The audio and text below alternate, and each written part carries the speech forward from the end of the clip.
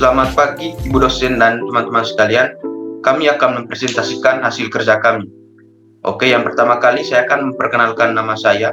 Nama saya itu Januarius Ardian Sardin dengan NIM 065 dari kelas 3C. Oke, baik. Perkenalkan, nama saya Paulina Angelika Putri Parlan dengan NIM 2008-3100. Saya dari kelas 3E. Oke, saya Blasius Biljois Miller Maselip dengan NIM 2008 30.060 dari kelas 3B. Oke, dalam proses kerja kami ini, saya bertugas sebagai penanya, sebagai pemateri. Ya, dan untuk teman Putri bertugas sebagai notaris atau sebagai pencatat segala hasil wawancara kami. Dan untuk teman Billy bertugas sebagai dokumentasi dalam hasil kerja kami ini. Oke, selanjutnya, dalam jenis proses produksi ini, kami memilih proses produksi mebel kayu Abah Bagong, yang dimana termasuk dalam proses manufaktur. Oke, tanpa memakan waktu lagi, selanjutnya, pertama kali saya akan menjelaskan jenis proses produksinya, alur, dan serta proses produksinya. Perkenalkan, nama saya Januarius Ardian Sardin dengan NIM 065 dari kelas C, akan menjelaskan tentang diagram konteks dari usaha mebel kayu Abah Bagong. Oke, yang pertama, di sini kita ada sistem inventory mebel kayu Abah Bagong. Dari sini, yang dilakukan pertama kali yaitu kita memasukkan data order bahan kepada supplier, data order bahan baku kepada supplier. Selanjutnya dari supplier akan memasukkan data barang order atau apa-apa saja yang ada untuk bisa diorder dari sistem inventory ini.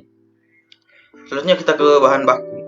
Kita mengecek bahan baku, yaitu dari sistem inventory bahan mebel kayu ini kita masukkan data bahan yang diperlukan. Oke, pada bahan baku ini, bahan baku yang akan masuk pada stok bahan baku yaitu yang pertama kayu jati Java, paku tembak, lem kayu, kertas gosok, dan juga cat kayu atau clear. Selanjutnya dari bahan baku juga akan memasukkan stok bahannya baku atau bahan apa saja yang ada. Oke, selanjutnya setelah dari bahan baku, kita mengecek pada gudang atau pada gudang bahan baku.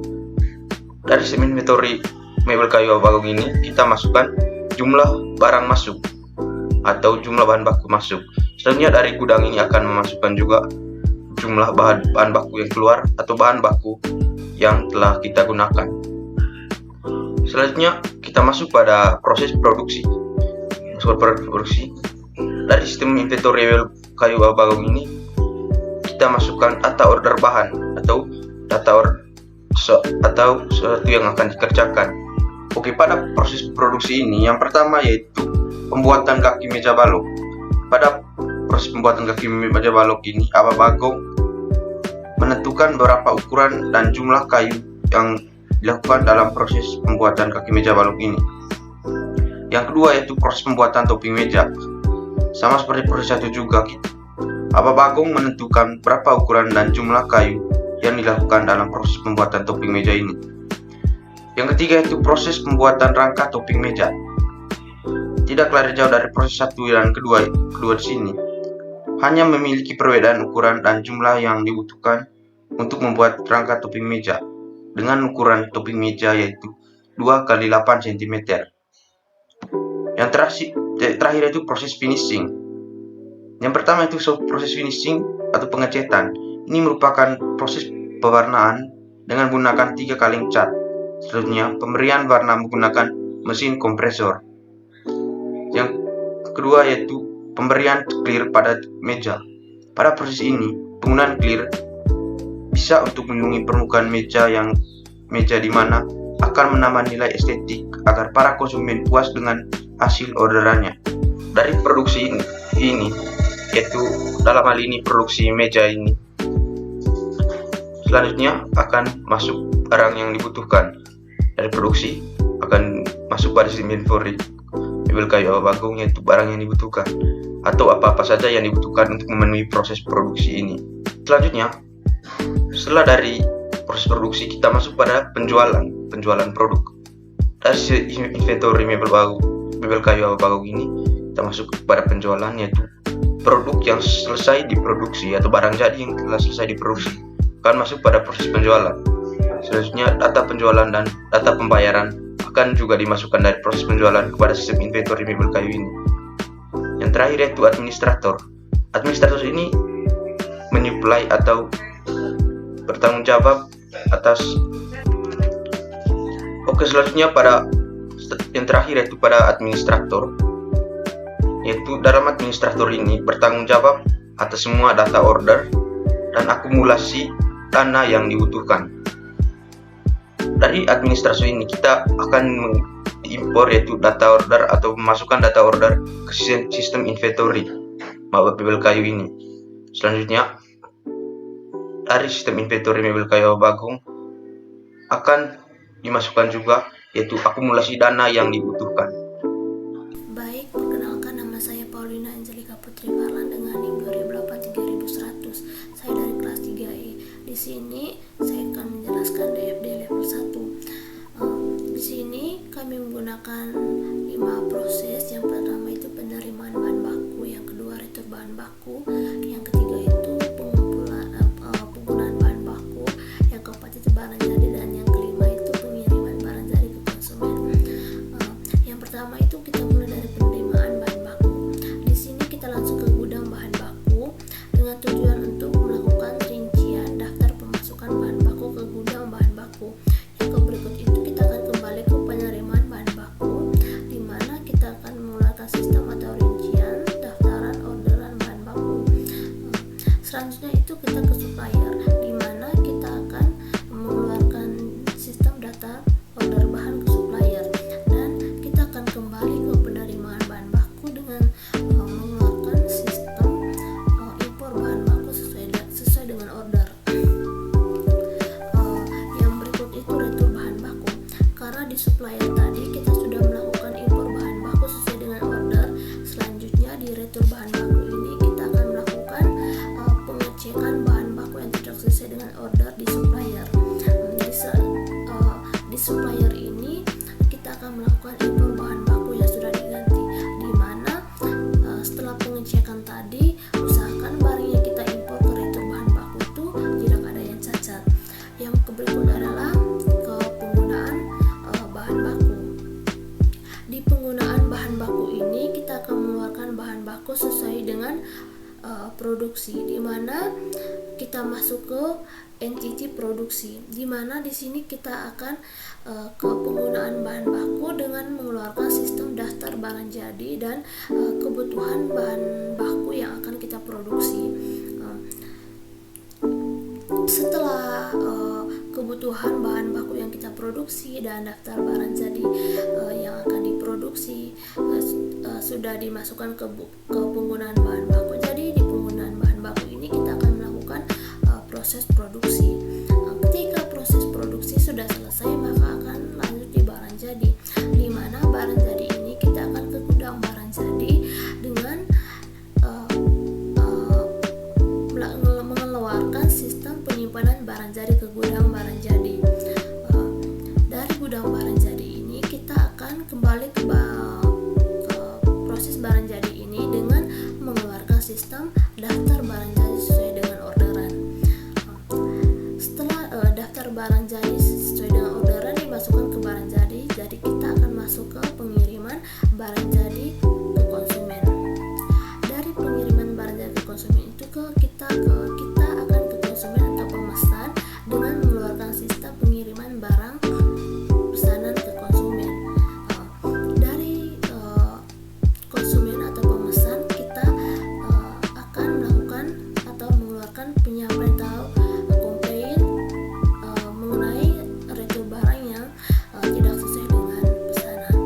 Mungkin itu saja dari saya mengenai DFD level 1. Saya beri waktu kepada teman Billy untuk menjelaskan ERD-nya.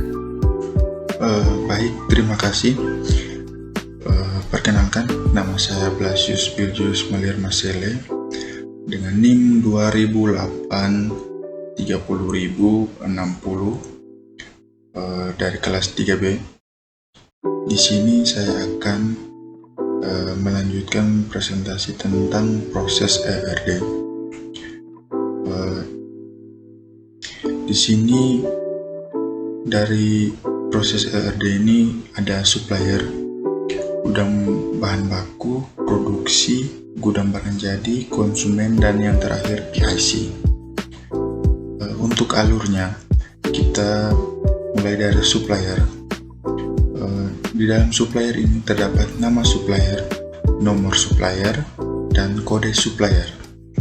Setelah dari supplier, kita supply ke gudang bahan baku. Di dalam gudang bahan baku ini ada nama bahan, jenis bahan, kode bahan, dan jumlah bahan. Selanjutnya dari gudang bahan baku kita impor ke tempat produksi. Di dalam tempat produksi ini ada teknik produksi, tahap produksi, barang setengah jadi, dan barang jadi. Selanjutnya dari produksi kita impor ke gudang barang jadi. Di dalam gudang barang jadi ini ada jumlah barang jadi dan jenis barang jadi. Setelah itu kita transaksi dari gudang barang jadi ke konsumen. Di dalam konsumen ini terdapat nama konsumen dan jumlah transaksi. Setelah itu kita dari konsumen beralih ke PIC, di mana PIC ini yang bertanggung jawab untuk keseluruhannya. Di dalam PIC ini ada nama PIC dan kode PIC. Baik, sekian dari saya. Terima kasih. Oke, ini merupakan pada gambar yang pertama. Ini merupakan gambar bahan bakunya. Ini seperti yang kita lihat ya, ini yaitu kayu jati jaba yang sudah diikat dan baru saja dikirim dari para supplier. Yang kedua ini merupakan ada lem, ada cat, dan juga ada clear. Ini ya pada gambar selanjutnya yaitu ada proses pembuatannya. Pada gambar yang pertama ini merupakan kaki mejanya atau kaki meja baloknya. Gambar yang kedua yaitu ini merupakan proses pemasangan topping mejanya. Gambar berikutnya yaitu sama-sama itu proses pembuatan pemasangan topping mejanya. Hanya saja ini sudah dipaku supaya menjadi lebih kuat. Ini merupakan hasil akhir finishing yang sudah jadi, meja yang sudah jadi akan berbentuk seperti ini. Oke, selanjutnya kita masuk pada masalah yang sering dihadapi. Yang pertama, permasalahan yang paling sering dihadapi yaitu adalah permasalahan proses produksi, di mana jadwal produksinya itu tidak menentu. Hal ini mengakibatkan proses produksinya tidak optimal. Di samping itu, dengan tidak menentunya jadwal produksi, orderan yang dipesan menjadi menumpuk, sehingga mengakibatkan orderan menjadi tidak sesuai dengan pesanan awal. Dalam masalah ini, solusi yang kami coba buat yaitu dibuatnya jadwal proses produksi yang teratur dan terjadwal mulai dari hari buka mebel sampai dengan jadwal tahap pengerjaannya. Misal dalam hal ini yaitu proses pembuatan meja. Contohnya dalam jadwal pembuatan meja ini yang pertama yaitu pembuatan topping meja dan seterusnya. Selanjutnya masalah yang sering dihadapi juga yaitu karyawan yang minim. Ini mengakibatkan proses produksi menjadi terlambat mulai dari mengambil bahan baku sampai dengan pengiriman barang jadi ke konsumen. Dalam permasalahan ini, solusi yang coba kami buat yaitu perlu ditambahkan lagi karyawan. Ini berguna untuk membantu proses produksi menjadi lancar dan efisien, serta pesanan pun dapat cepat selesai. Dengan telah selesainya penjelasan tentang kendala yang dihadapi dalam proses produksi ini, maka telah selesai pula hasil presentasi kami. Sekian dan terima kasih.